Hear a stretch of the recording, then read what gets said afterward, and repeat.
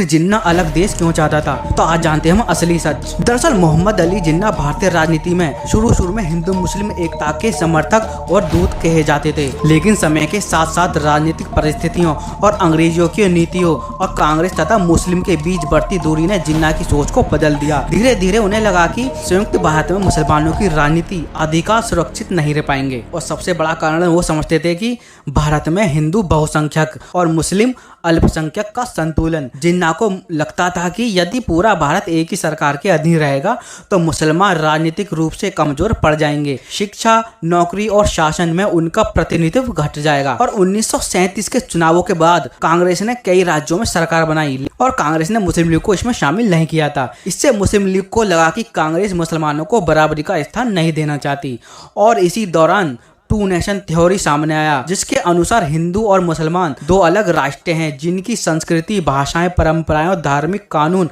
अलग हैं। जिन्ना ने इस सिद्धांत को मजबूत आधार दिया और कहा कि दो ऐसे समुदाय एक ही संविधान या शासन में नहीं रह सकते हैं जहां एक ही संख्या दूसरे से कई गुना अधिक हो। अंग्रेजों की डिवाइड एंड रूल नीति ने भी इन दोनों समुदायों के बीच अविश्वास बढ़ाया, जिससे मुस्लिम लीग और कांग्रेस की दूरी बढ़ती गई। आखिरकार 1940 के लाहौर प्रस्ताव मुस्लिम लीग ने औपचारिक रूप से अलग देश की मांग रख दी। जिन्ना को विश्वास हो गया था कि मुसलमानों की राजनीति, सांस्कृतिक और धार्मिक सुरक्षा केवल तभी हो सकती है जब उन्हें अलग देश मिले, और इन्हीं कारणों से 1947 में पाकिस्तान का गठन हुआ था। और जिन्ना की अलग देश की मांग से जिस जगह पर मुस्लिम अधिक लोग रहते थे तो वहां पर वह लोग अलग देश की मांग करने लगे, जिससे हिंदू मुसलमानों में बहुत लड़ाई होने लगी। और इन्हीं सब कारणों से 1947 में एक अलग देश बना जिसे पाकिस्तान का नाम दिया गया था। क्या गांधी जी पाकिस्तान देश बनने से रोक सकते थे या नहीं?